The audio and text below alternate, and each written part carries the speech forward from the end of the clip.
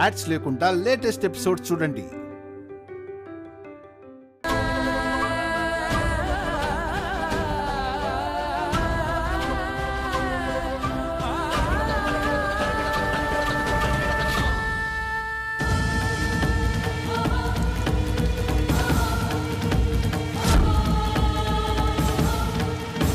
ఇందులో ఏముందో ఒకసారి ఓపెన్ చేసి చూస్తాను.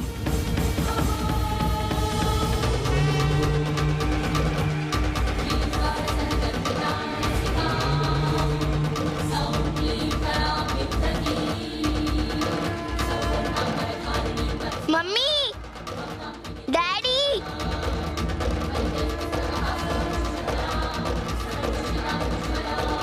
మమ్మీ, ఏమైందమ్మా? చూడండి.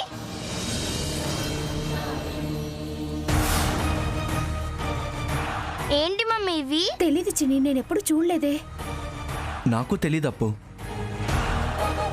ఏమండి, ఒకసారి ఫోన్ ఇవ్వండి, అత్తయ్య గారికి ఫోన్ చేస్తాను.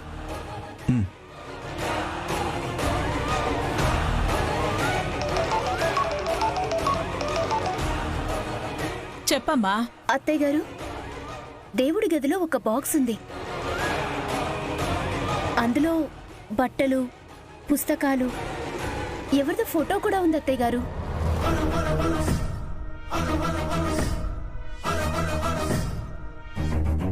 మా నాన్నగారి ఫోటో అమ్మా. ఓ, మీదేనా అత్తయ్య గారు? మనదే అప్పు. తీసుకుని త్వరగా ఇంటికి రండమ్మా. సరే అత్తయ్య గారు.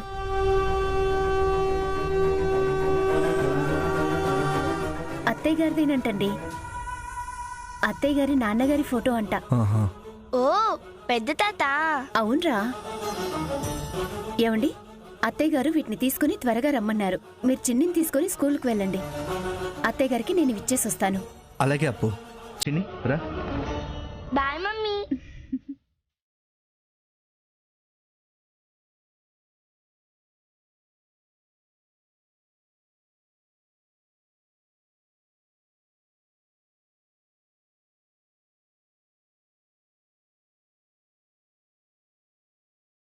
అత్తయ్య గారు, ఏంటిది? చెప్తాను అక్షరా. మా సొంత ఊరు పార్వతీపురం అని తెలుసు కదా. మా నాన్నగారు సమ్మెట దేవరాజు గారు.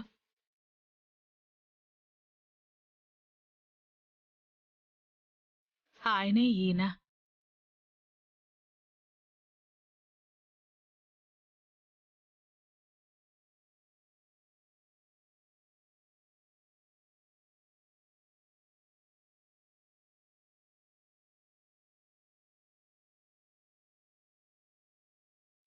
మా మామగారి ఫోటో చూసి ఎన్ని రోజులైంది. నేను కూడా అండి. వచ్చేప్పుడు మర్చిపోయి వచ్చాను. గుర్తుకు తెచ్చి తీసుకొచ్చారు. ఏం గుర్తుకొచ్చింది అత్తయ్య గారు? పుష్కరానికి ఒకసారి మా ఊళ్ళో అమ్మవారి ఉత్సవాలను జరిపించటం ఆనవాయితీ. 2011లో ఫిబ్రవరిలో జరిపించాము. ఇప్పటికీ ఎన్నేళ్లయింది? 11 ఏళ్ళు అయిపోయింది అత్తయ్య గారు. అంటే రేపు 12వ సంవత్సరం. మనం రేపే పార్వతీపురం వెళ్ళాలి. ఆ అమ్మవారే అపర్ణ చేత నాకు గుర్తు చేయించారు. అందుకే అన్నానక్షరా. ఆ పెట్టె తీసింది చిన్ని అత్తయ్య గారు. అవునా? చిన్నది కూడా ఆ తల్లి భక్తురాలు అయ్యిందిగా. తన ద్వారా తెలియజేశారన్నమాట. ఆ తల్లి ఇలా దయచూపకుండా ఉండుంటే ఎంతో అరిష్టం జరిగి ఉండేది. అరిష్టమా? ఏం ఉత్సవాలు అత్తయ్య గారు? మా ఊరిలో నా చిన్నతనంలో అంతు చిక్కని వ్యాధితో చాలామంది చనిపోతుంటే ఆ దయగల తల్లి మా నాన్నగారి కలలో కనిపించి పుష్కరానికొకసారి 11 రోజులు దీక్ష చేసి తనని ఊరేగింపుగా రథంలో ఊరేగించి ఉత్సవంలా చెయ్యండి, మీ కుటుంబానికి ఊరికి మంచి జరుగుతుందని చెప్పారంట. అప్పట్నుండి మా నాన్నగారే దీక్ష చేసి రథం లాగేవారు. ఆ తర్వాత నా వంతొచ్చింది. కానీ ఇప్పుడక్కడ చాలా రాజకీయాలు జరుగుతున్నాయని విన్నాను. గుడి కూడా సర్పంచ్ వాళ్ల చేతుల్లోకి వెళ్ళిందంట. ఈ నగలు అమ్మవారికి అలంకరించి పూజ జరిపించి కఠిన దీక్ష తర్వాతే రథం లాగాలక్షరా. మనల్లసలు ఇవన్నీ చేయడానికి అనుమతిస్తారో లేదో. ఆచారం ప్రకారం, ఆనవాయితీ ప్రకారం మనమే వెళ్ళాలిగా అత్తయ్యగారు. వాళ్ళెందుకు అనుమతించరో చూద్దాం. మీరు దీక్ష చేపట్టండి, నేను సేవలు చేస్తాను. ఆ, ఎవరు అడ్డుపడినా మీరే రథం లాగేలా చూస్తాను. రేపే పార్వతీపురం వెళ్తున్నాం.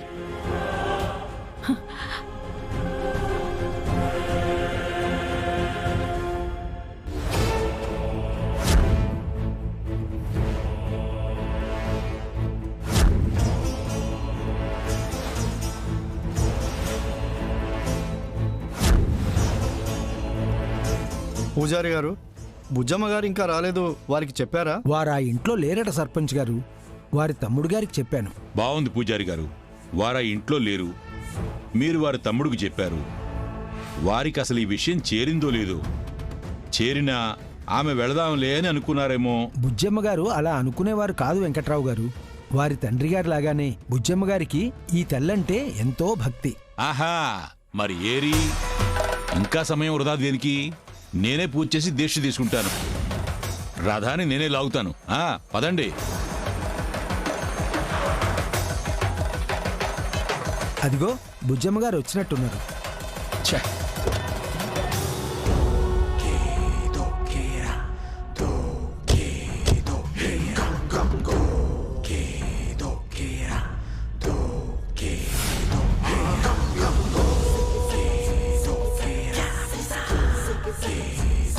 నమస్కారం పంతులు గారు. నమస్కారం భూపతి గారు. బుజ్జమ్మ గారు రాలేదా భూపతి గారు? అక్కయ్యకి నేను చెప్పాను పూజారి గారు, మాకు రెస్టారెంట్లో చాలా వర్క్స్ ఉన్నాయి, రావడం కుదరదు అని చెప్పింది. అవునవును, మీ అమ్మతోడు. అలా అన్నారా? అవునండి, రారంట.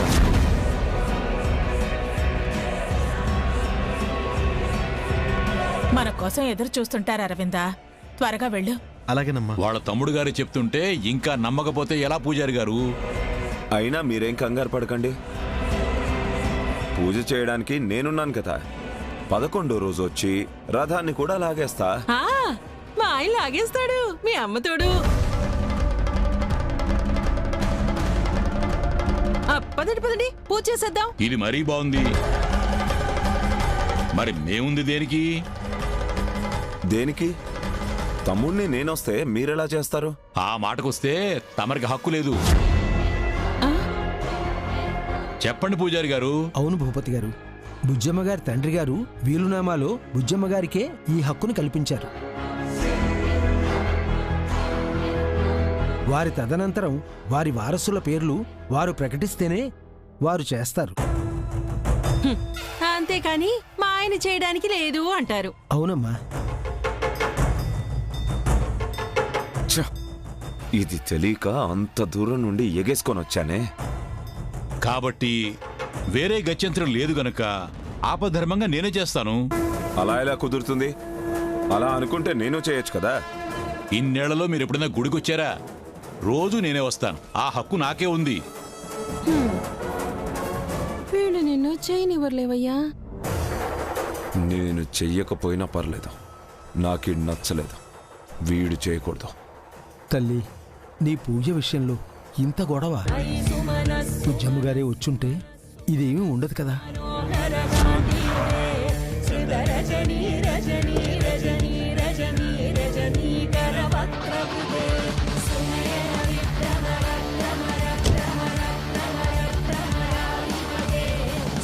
అదిగో బుజ్జమ్మ గారు వచ్చారు. ఛే,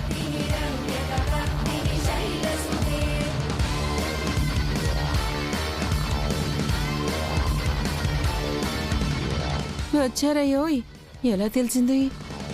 ఇక మీ ఇద్దరు కాదు, మీ అక్కయ్యే చేస్తుంది, మీ అమ్మ తోడు.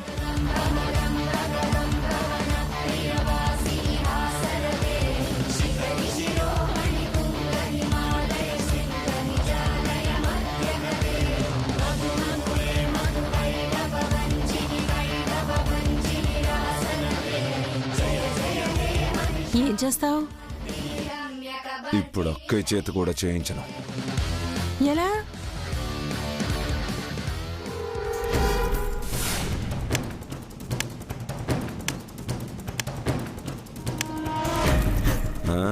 చూడు,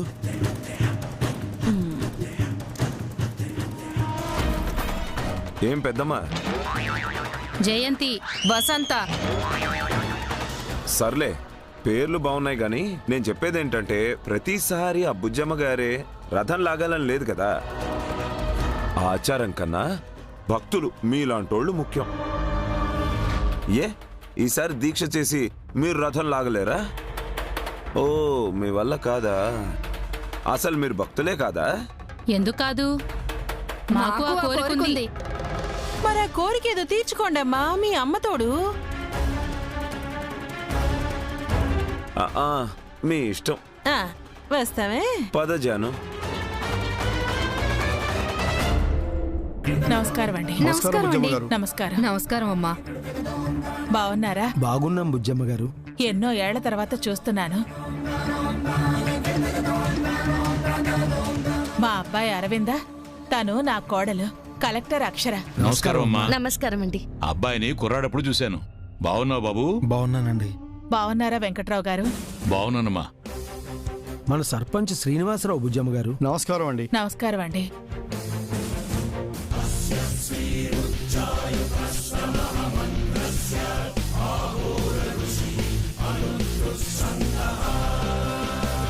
ఎక్కడికి వెళ్ళినా తగలబడతారే అక్షర. ఇక్కడేం చేయడానికి వచ్చారు? తెలుస్తోంది. బాగున్నావా బుజ్జమ్మ? భాగ్యం కదా. అవును బుజ్జమ్మ. ఇంకా పక్కింటి పెరట్లోకి దొంగగా వెళ్లి పువ్వులు కోస్తున్నావా? అదేం లేదు బుజ్జమ్మ. నువ్వు వరలక్ష్మి కదా? అవును బుజ్జమ్మ. బాగున్నావా వరలక్ష్మి? బాగున్నాను. పిల్లలు ఎలా ఉన్నారు? బాగున్నారు బుజ్జమ్మ. మిమ్మల్ని అందరినీ ఇలా చూడటం చాలా ఆనందంగా ఉంది. మీ రాక మాకు ఆనందంగా ఉంది బుజ్జమ్మ గారు. మీరు రానన్నారని చెప్తే రారేమో అనుకున్నాం.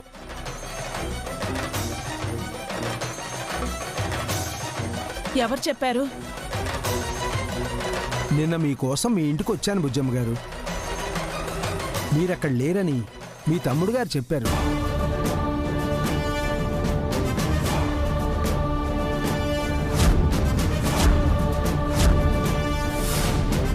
మీకు ఈ విషయం చెప్పమని చెప్పాను. మీకు చెప్పానని, మీకు రెస్టారెంట్లో పనులున్నాయి రాను అన్నారని చెప్పారు.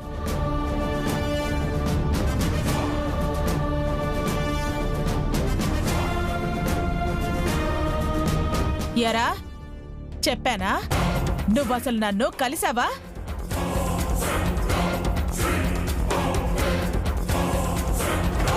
నేను చెప్పానా? లేదక్కాయ్, చెప్తే ఈ మాటే అంటావని నీ మనసులో మాట చెప్పాను. అయినా రెస్టారెంట్ పనుల్లో బిజీగా ఉన్నారు కదా, రారేమో అనుకున్నాను. నువ్వనుకుంటే సరిపోతుందారా? నువ్వెలా అంటావ్? వారికెలా చెప్తావ్? అడిగి కదా నేనంటే చెప్పాలి. సరే, ఈసారి అడుగుతాలే అక్కాయ్. మీరసలు ఏమన్నా చెప్పాలన్నా వీడికేం చెప్పకండి. నా ఫోన్ నెంబరు, అడ్రస్ మీకిస్తాను. అలాగే బుజ్జమ్మ గారు. నగలు తీసుకొచ్చారు కదా? తెచ్చామండి. రండి, అమ్మవారికి అలంకరించి పూజ జరిపిద్దాం. ఆగండి.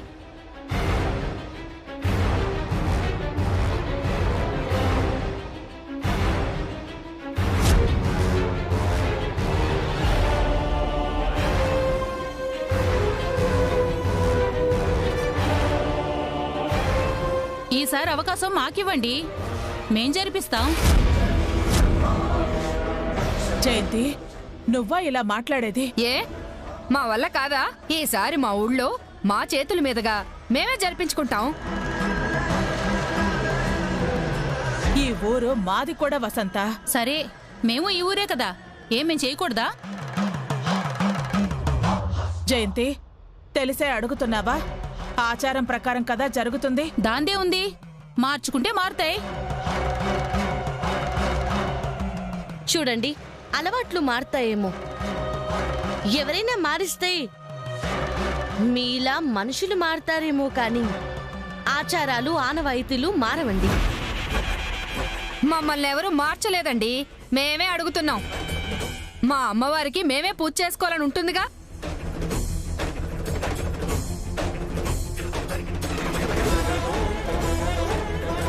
పూజ చేయండి, మేం దాన్ని కాదనట్లేదు కదా. ఈ ఊరి క్షేమం కోసం మా అత్తయ్య గారు దీక్ష చేస్తారు, అమ్మవారి రథం లాగుతారు. మేం చెప్పేది రథం గురించేనండి. మేము దీక్ష చేస్తాం, మేమే రథం లాగుతాం. బుజ్జమ్మ గారి అంటే ససేమీరా ఒప్పుకోం.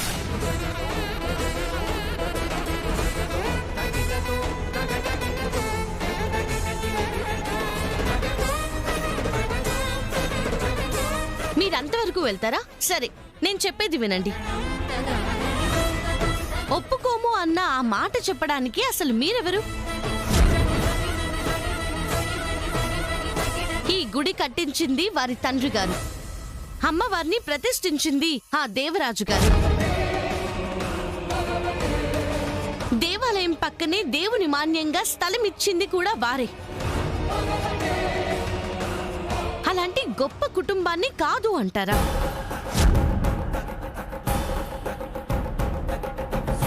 ఒప్పుకోరా? ఈ మాటలు మాట్లాడడానికి మీకు మనసు ఎలా వచ్చిందండి?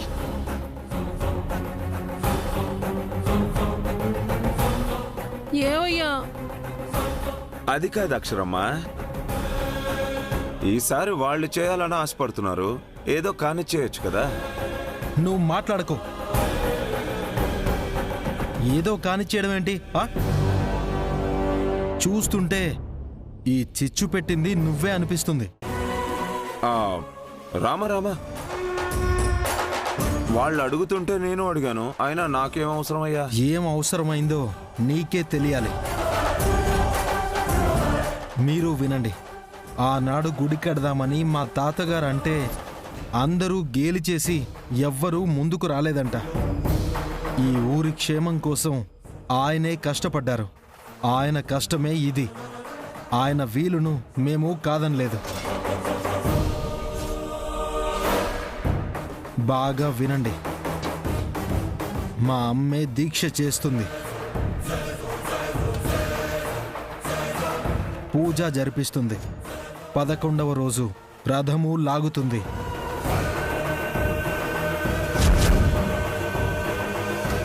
అర్థమైందా?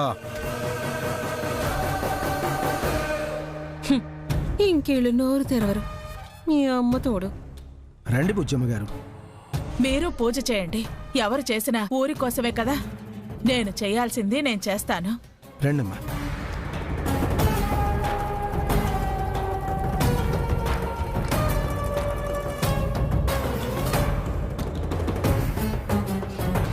అయిపోయిందా? చివరి వరకు పోరాడేవాడే యోధుడే. పద.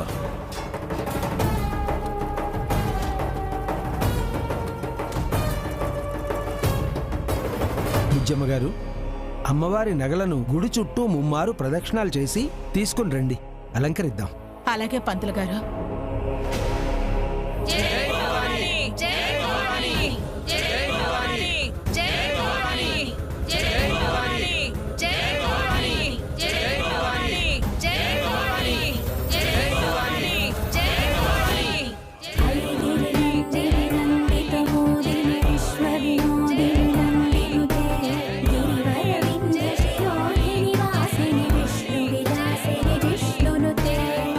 भगवती जय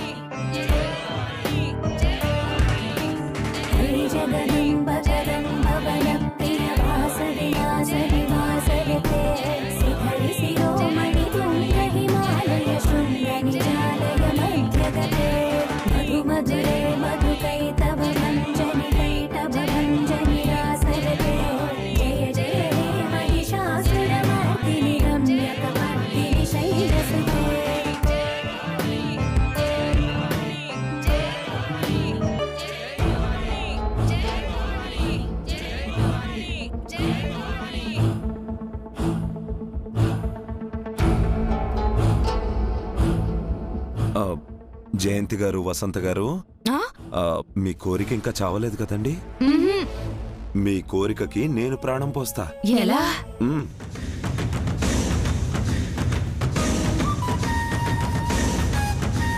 పూజారి గారు